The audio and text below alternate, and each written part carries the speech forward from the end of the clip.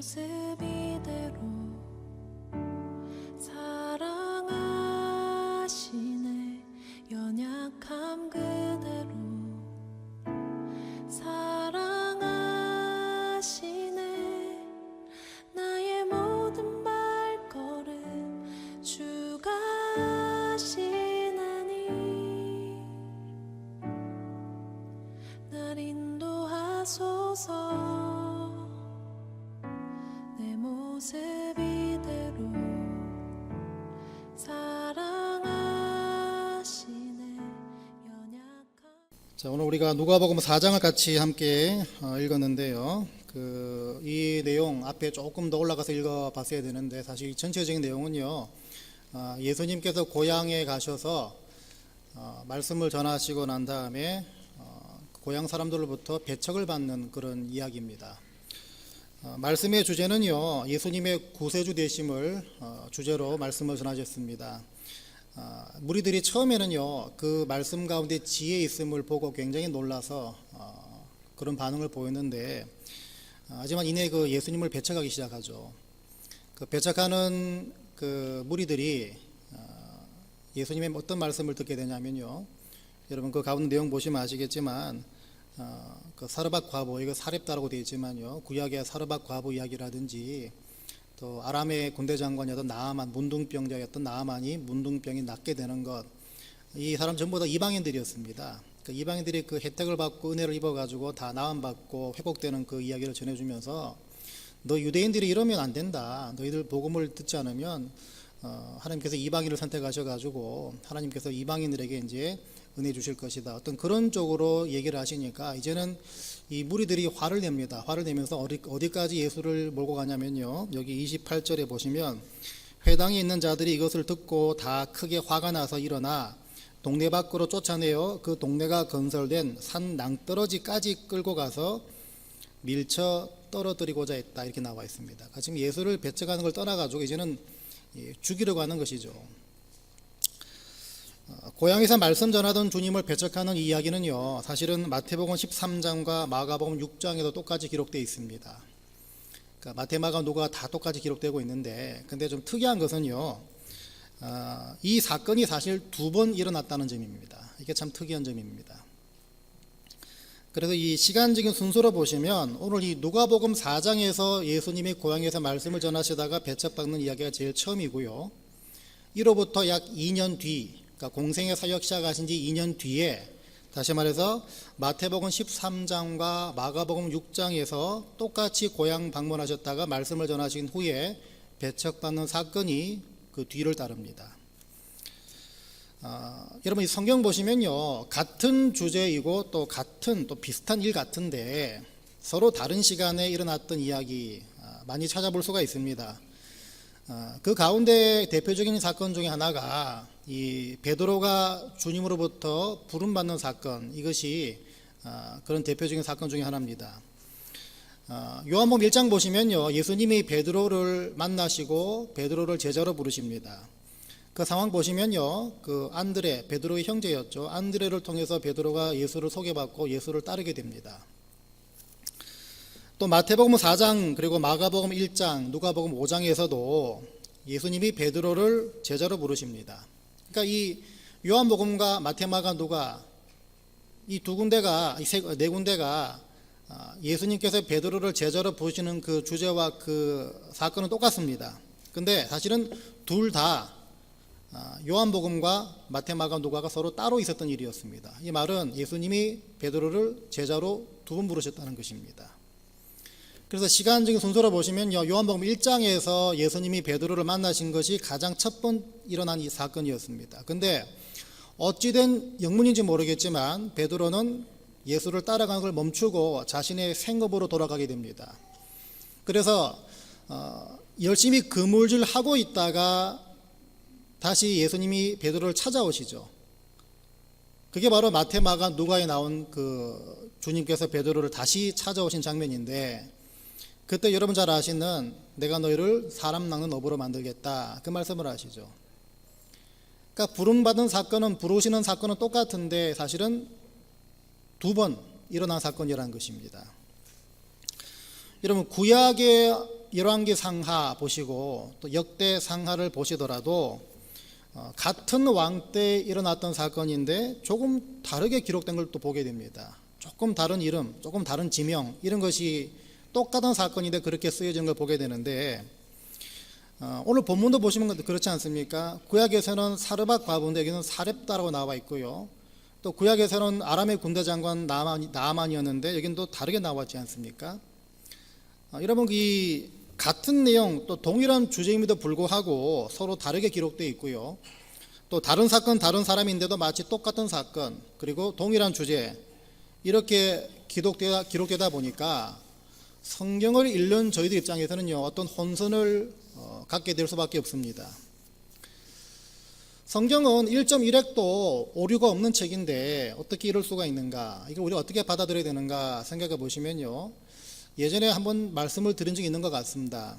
그 성경을 기록한 그 기자들의 관점, 또 기자들의 그 의도, 또 기자들의 어떤 그 성향, 거기에 따라서 이 기자들이 같은 사건과 같은 인물을 보더라도 이건 중요한 것이 이것이 아니다, 저게 중요한 것이다, 또 이 부분은 내가 빼도 되겠다, 아니야 저 부분은 내가 집어넣어도 되겠다, 또 이 부분은 비록 시간적으로 먼저 일어난 사건이지만 이건 그래도 제외하고 다른 걸 집어넣어야겠다, 없는 걸 만들어내는 것이 아니라 기자들의 성향과 관점과 의도에 따라서 이것이 기록되어졌기 때문에 그렇게 나온다는 것입니다. 자, 그러니까 이 말은요, 하나님의 성령으로 감동된 사람들, 이 사람들의 성향과 의도를 하나님께서 다 쓰셨다는 말과 똑같습니다. 자, 그런데 그렇다고 해서 성경이 오류투성입니까? 그렇지 않습니다. 성경은요, 놀라울 정도로 약 40명의 저자 기자들이 약 4,000년 동안 각기 다른 장소와 시간 속에서 성경을 기록했음에도 불구하고 놀랍도록 일관성이 유지되고 있습니다. 그러니까 하나님께서 각기 다른 저자들의 그 다른 성향과 의도와 관점을 다 사용하셔서 성경을 기록해 하셨다. 그 이유는요, 결국 뭡니까? 우리로 하여금 획일적인 시각으로 성경을 보지 않게 만드시기 위함이라는 것입니다. 다양하고 풍성한 관점에서 성경을 보길 원하시기 때문입니다. 쉬운 예를 들면요, 여러분, 그 어떤 한 사건을 바라보는 경상도 사람과 제주도 사람과 저 평안북도 사람이 다를 수밖에 없습니다.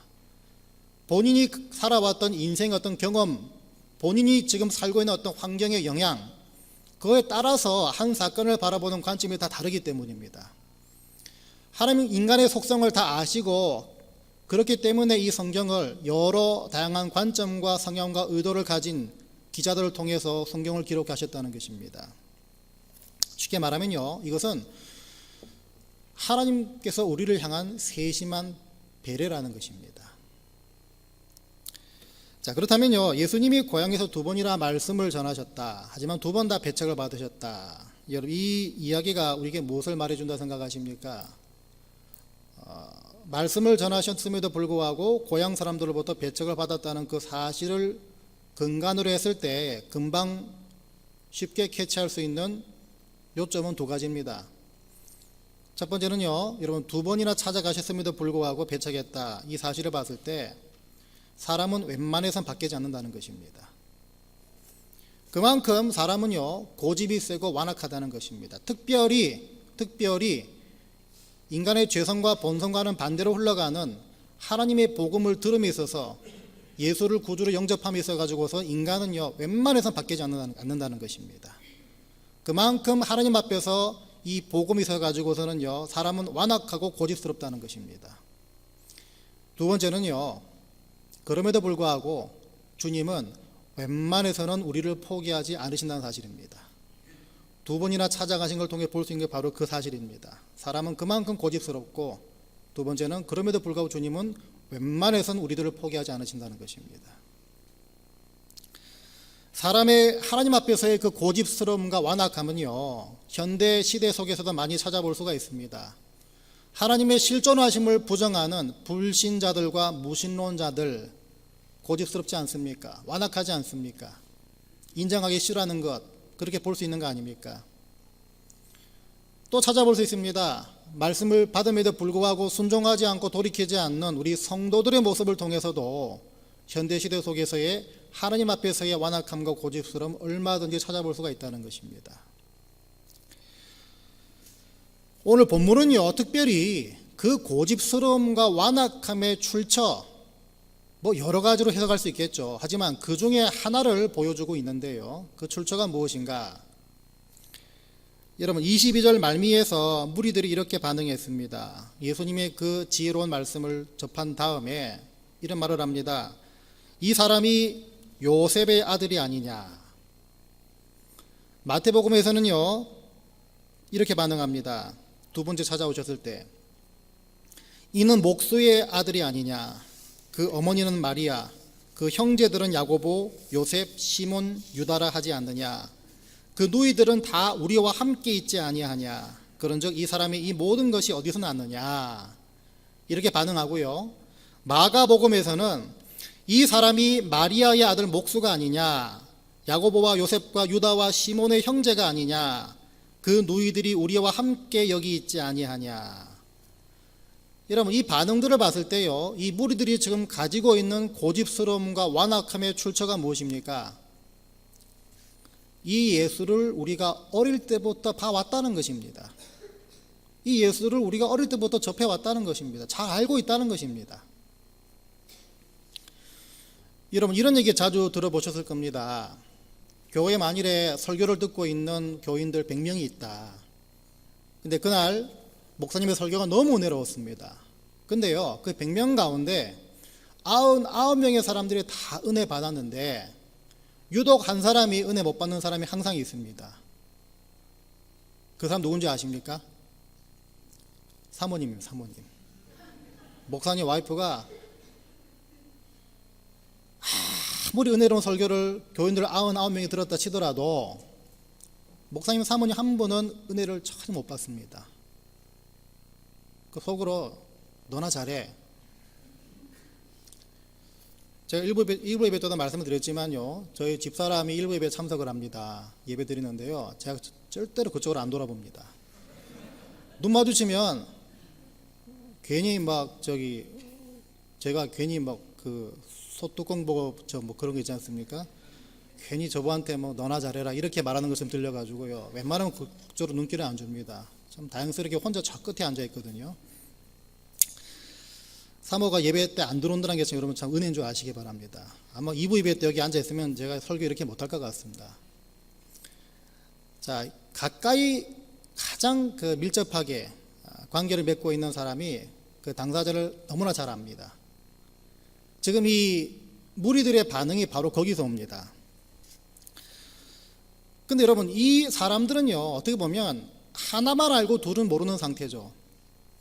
그게 무슨 말인가 하면요, 여러분, 예수님의 그 유아기 때부터 청년기 때까지의 그 모든 세월들 함께 생활하지 않았느냐, 그 어릴 때부터 자라나는 것 같이 보지 않았느냐, 이것은요 잘 알기 때문에 어떻게 제가 저럴 수가 있느냐 이렇게 끌고 갈 문제가 아니라는 것입니다.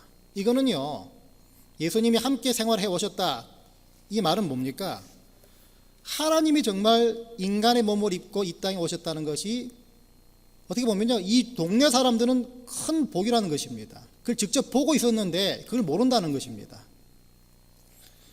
하나님이 인간의 몸을 입고 이 세상에 오셔가지고 정말 우리와 안에 함께 거하신다는 사실을 보지 못했다는 것입니다. 그러다 보니 여러분 어떻습니까? 예수님은요, 우리의 모든 희로애락을 다 아시는 분이십니다. 멀리 있는 분이 아니라는 것입니다. 그래서 여러분 히브리서 4장부터 보시면 뭐라 말합니까? 우리에게 있는 대제사장은 우리 연약함을 체휼하지 아니하는 자가 아니요 모든 일에 우리와 한결같이 시험을 받은 자로되 죄는 없으시니라. 그리고 여러분 잘 아시는 사도 요한복음 1장에서 뭐라 말했습니까? 말씀이 육신이 되어 우리 가운데 거하심에, 이렇게 나옵니다. 이 동네 사람들이 이걸 보지 못했다는 것입니다.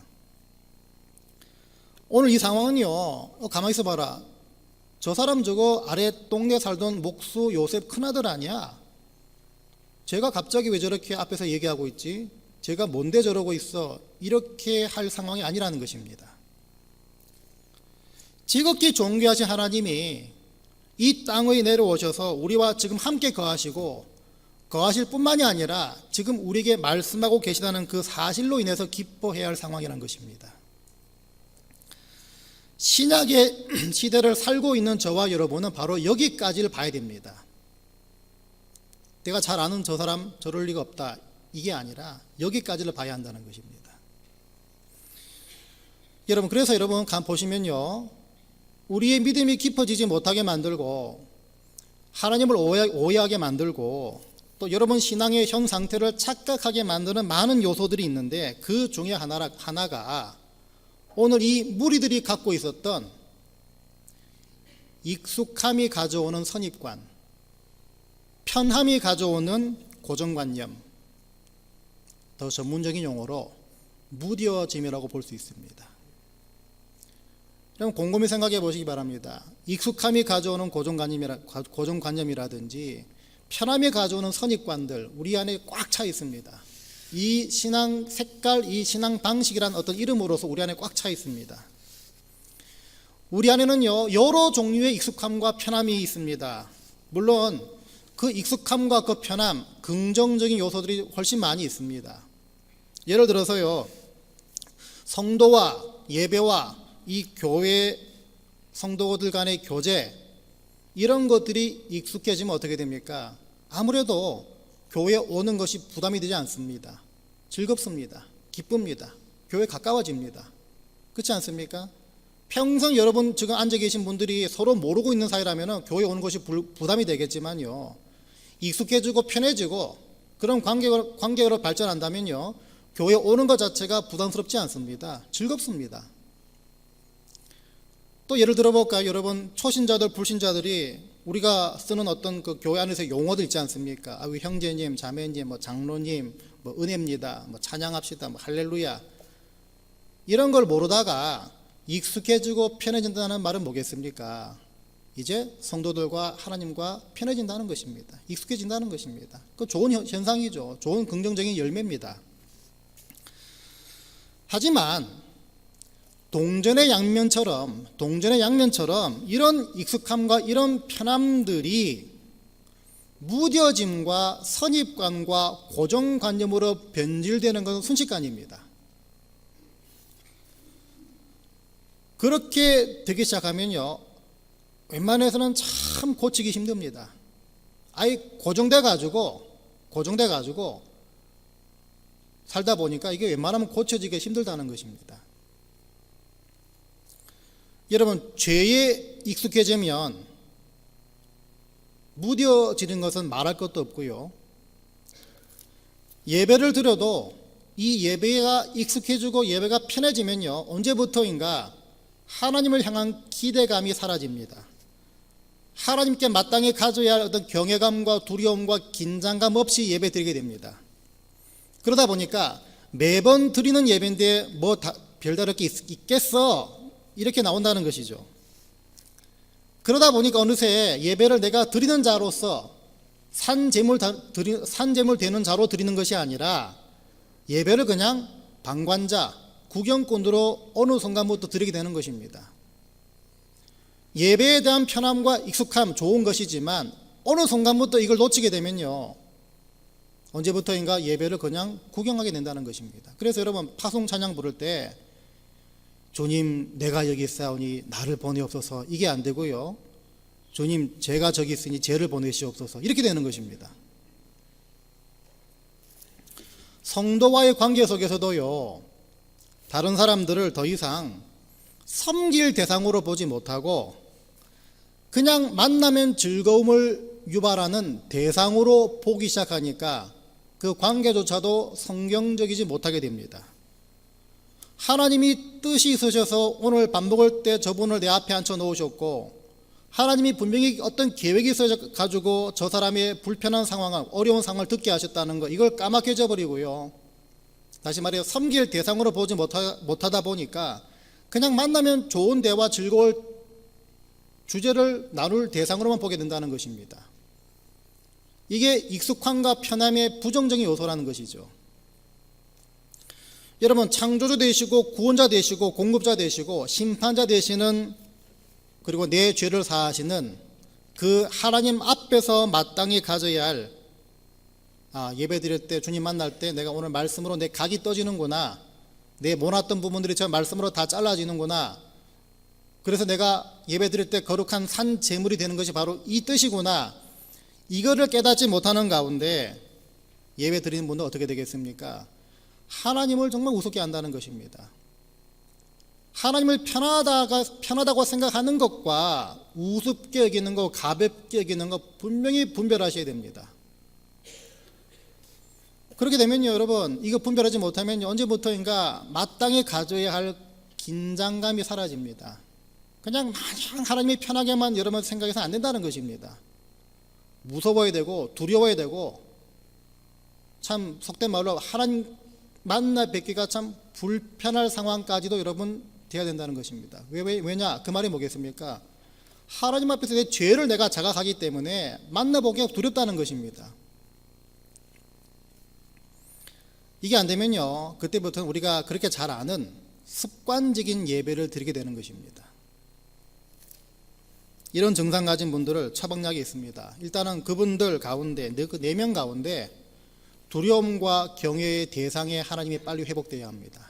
그러기 위해서라면요, 여러분, 가장 기본적인 것, 주일 예배 때만큼 지각하지 마시기 바랍니다.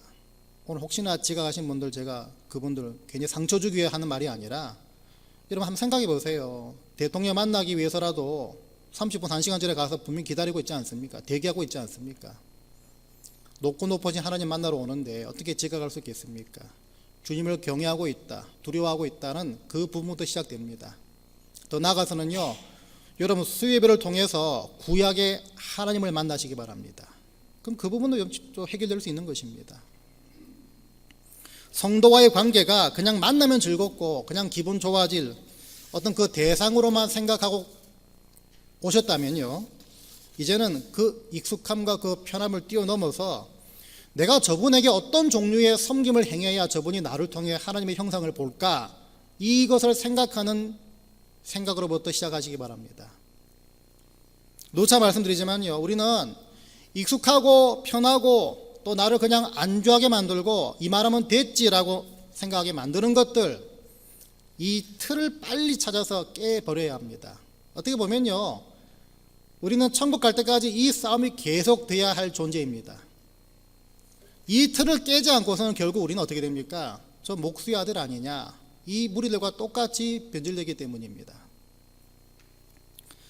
참 믿음 없는 얘기일 수 있지만요, 이거는 기도만 한다고 될 일이 절대 아니라는 것입니다. 하나님께서 도와주셔야 물론 가능한 일이지만 그렇다고 도움만 바라고 앉아 있을 일이 아니라는 것입니다. 우리가 두들겨 맞고 정신 번쩍 차리게 만드는 그런 질책을 받더라도 내가 의지적으로 행해야 될 문제라는 것입니다. 왜 그런지 한번 들어보시기 바랍니다. 오늘 이 본문으로부터 약 2년이 흐른 다음에 예수님이 고향에 다시 찾아오셨습니다. 다시 말씀을 전하셨습니다. 그리고 다시 또 배척받으셨습니다. 그 이야기가 마태복음 13장과 이 마가복음 6장에 기록됐다고 했는데요, 특별히 마가복음 6장의 이야기가 어떻게 끝나는가 보시기 바랍니다. 마가복음 6장 4절을 제가 읽어드리겠습니다. 예수께서 그들에게 이르시되 선지자가 자기 고향과 자기 친척과 자기 집 외에서는 존경을 받지 못함이 없느니라 하시며, 거기서는 아무 권능도 행하실 수 없어 다만 소수의 병자에게 안수하여 고치실 뿐이었고 그들이 믿지 않음을 이상히 여기셨더라, 이렇게 나옵니다. 여기서 주목해야 될 부분이 뭐냐면요, 그들이 믿지 않음을 이상하게 여기셨다라는 부분입니다. 여기서 이상하게 여기셨다라는 이 단어 동사가요, 헬라어로 다우마조라는 그 동사를 쓰는데, 영어로는 이상하게 여겼다 해가지고 이러면 원돌 이렇게 나오겠지만, 이게 아니라 사실은 놀랐단 말입니다. 그러니까 amazed, astonished 그런 말을 쓰는데, 이 다우마조는 그래서 정말 놀랐다, 저들이 이렇게 2번이나 찾아와서 말씀을 전했음에도 불구하고 믿지 않는 걸 봐서 주님이 놀라셨다, 그 의미입니다. 이 다우마조라는 동사가요, 다우마조 동사가 이 복음서에, 사복음서에 총 30번이 나오는데, 그 가운데 예수님께서 쓰신, 예수님이 이 동사를 사용하신 경우가 3번 나옵니다. 한 번이 바로 이 부분이고요, 2번이 여러분 백부장 아시죠? 백부장. 로마 군대 관리였는데 한 중대장 정도 되는데요. 이 백부장이 자기 집에 하인이 아파가지고 그래 주님께 도움을 요청하러 나왔던 그 이야기가 나오는데요. 그 이야기 두 군데에서 이 주님이 다우마조를 쓰셨습니다. 백부장이요, 로마 공무원입니다. 쉽게 말하면 이방인이죠. 유대인이 아닙니다. 그러니까 하나님이 아니라 로마 황제에게 충성을 다해야 되는 그런 그런 상황이었죠. 이 백부장이 말씀드린 것처럼 자기 집안 하인이 아픕니다. 주님께 나왔습니다. 도움을 청하려고. 그 주님을 이제 모시고 가야 되는데 어찌된 일인지 백부장이 뭐라고 그러냐면요, 주님 우리 집까지 오실 필요 없습니다. 그냥 여기서 말씀만 하시면 우리 집에 있는 하인이 나을 줄 믿습니다. 그렇게 얘기를 합니다. 예수님이 백부장의 그 말함과 그 믿음을 보시고 놀라셨습니다. 그래서 마태복음 8장 보시면요, 예수께서 들으시고 놀랍게 여겨 따르는 자들에게 이르시되 내가 진실로 너희에게 이르노니 이스라엘 중 아무에게서도 이만한 믿음을 보지 못했다. 똑같은 사건 다루고 있는 이 누가복음 7장 보시면요, 예수께서 들으시고 그를 놀랍게 여겨 돌이키사 따르는 무리에게 이르시되 내가 너희에게 이르노니 이스라엘 중에서도 이만한 믿음은 만나보지 못했다. 이렇게 말씀하십니다. 여기서 놀랍게 여겼다 말이 바로 다우마조입니다. 여러분, 오늘 이 본문 누가복음에서는요, 무리들이 믿지 않는 걸 보시고 놀랍게 여기셨고요, 이 마태복음 누가복음에서는 백부장의 믿음을 보시고 주님께서 놀라셨습니다.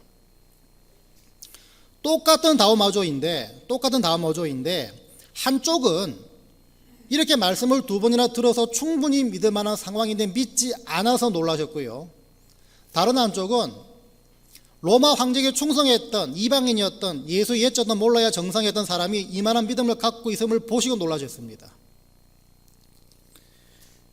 이 두 군데가 무엇을 말하는가 하면요, 하나님께서 책임지시는 부분과 하나님이 그 책임을 다하셨을 때 인간이 반드시 반응해야 되는 그 책임, 이 두 가지 책임이 있다는 것을 말해주고 있습니다. 무슨 말인가 하면요, 한쪽은 내가 이렇게 두 번이나 와서 말씀을 전했는데 그 말이 뭡니까? 주님이 책임을 다하셨다는 것이죠. 그렇다면 그 말씀을 들은 무리들에게는요, 이제 예수를 믿어야 하는 그 책임이 있습니다. 근데 그 책임을 다하지 않으니까 주님이 놀라셨다는 것입니다. 다른 한쪽은요, 백부장 믿을 만한 상황도 아니었고 그런 신분도 아니었습니다. 주님께서 특별하게 개인적으로 해준 것도 없습니다. 그런데 뭔지 모르지만 이미 주님에 대해서 알고 있었고 들어왔었고 그래서 주님을 향한 믿음을 갖고 있었기 때문에 이런 엄청난 큰 믿음의 행함을 보여드리는 그 사실을 통해서 주님이 놀라셨습니다.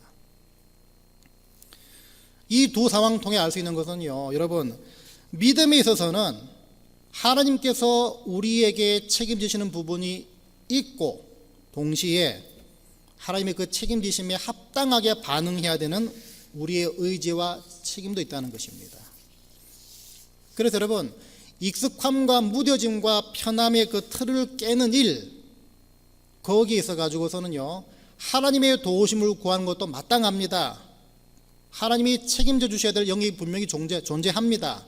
하지만 동시에 내가 의지적으로 바꿔야 하는 순종의 영역, 책임의 영역도 분명히 존재한다는 것입니다. 그래서 여러분, 기도만 한다고 될 일이 아니라는 것입니다. 내가 은혜 받아야 그때 움직이겠습니다, 이렇게 말할 입장이 아니라는 것입니다. 여러분, 학교 성적을 좀 올리려고 오랜만에 이 결단한 학생이 있는데요, 얘들이 뭘 합니까? 공부 열심히 하는 건 뭐 기본이겠지만 하다 못해서 본인이 그동안 해왔던 뭐 공부방 가구 배치를 바꾼다든지 뭐 서랍 정리, 뭐 책장 정리 하다 못해 그런 거 하지 않습니까? 뭔가 환경을 좀 바꿔가지고 좀 프레시하게 다시 한번 좀 시작해 보겠다, 그런 거 하지 않습니까? 여러분, 그런 적 없나요? 저는 그러고도 또 잠을 잤는데요. 이게 다 뭘 말합니까? 몸부림치는 거 아닙니까? 몸부림치는 거. 의지적으로 좀 책임을 지고 뭐 좀 해보겠다, 몸부림치는 거 아닙니까? 우리에게 지금 이게 필요하다는 것입니다. 아마 평생 필요할 겁니다. 여러분 지금보다 하나님의 도우심과 하나님이 여러분 함께 하시는 그 경험, 은혜, 동행하심, 이런 것도 여러분 지금보다 더 강하게 느낄 수가 있을 겁니다. 그런데 문제는요, 그걸 가로막는 내 습관, 틀, 고정관념, 선입관 이런 것들, 다시 말하면 타성에 젖어 있는 것들, 이걸 내가 벗어나지 못하고 깨지 않으니까, 깨려고 하는 시도조차 안 하다 보니까요, 이걸 전혀 경험하지 못한다는 것입니다. 한 발자국 더 나갈 수 있는데 나가지 못한다는 것입니다. 지금 안주하게 만드는 거, 뭐 이렇게 유별나게 믿을 필요가 있는가, 이렇게 생각하게 만드는 것들 여러분 다 찾아내셔야 합니다. 그래서 저들의 믿지 않음을 보시고 이상히 여기셨다, 깜짝 놀라셨다, 이렇게 주님께서 생각하시는 대상들이 되지 마시기 바랍니다. 참 못된 말 같지만요, 이거는요 어린아이들 같은 경우는 좀 가능성이 있습니다. 왜? 걔는 좀 유들유들하기 때문에. 근데 신앙생활 몇십 년 하신 분들 같은 경우는요, 이거 깨기 힘듭니다. 제가 처음 이 교회 왔을 때, 제가 처음 이 인터뷰 왔을 때, 그때 우리 최 장로님이 저 공항에 픽업하시고 식사하고 이 교회를 저 데리고 오셨는데요. 이 교회 처음에 들어왔을 때 제가 제일 먼저 본 것이 이 문이 아니라 저 중간문 있지 않습니까? 절로 들어갔는데, 그날도 좀 어둑한 시간에 왔던 걸로 기억합니다. 그 수요 예배 시간에 아마 이렇게 뭐 성도분들과 같이 얘기하는 그런 시간 가졌기 때문에, 그 어둑어둑한 시간임에도 불구하고 제가 이 교회 저 문을 통해 들어갔을 때 제일 먼저 눈에 띈 게 뭐냐면요, 저 문 안에 들어서자마자 바닥에 보이는 카페트 색깔이었습니다. 이게 시커멓더라고요. 새까매가지고, 와, 그때 제가 속으로 뭐 이 교회 내가 부임할지는 난 모르겠지만, 만일에 부임한다면 내가 다른 건 몰라도 저 카페트 저거 내 이제 바꾼다, 뭘 덮어 씌워서라도 저거 하여튼 안 보이게 만든다, 그걸 제가 다짐을 했습니다. 그 하나님 응답하셔가지고 저를 불러주셨는데요. 근데 이게 시간이 지나니까 저게 카페트가 까만지 빨간지 뭐 눈에 안 들어옵니다. 관심도 없고요. 보더라도 뭐 누가 지나갔네 이 정도지.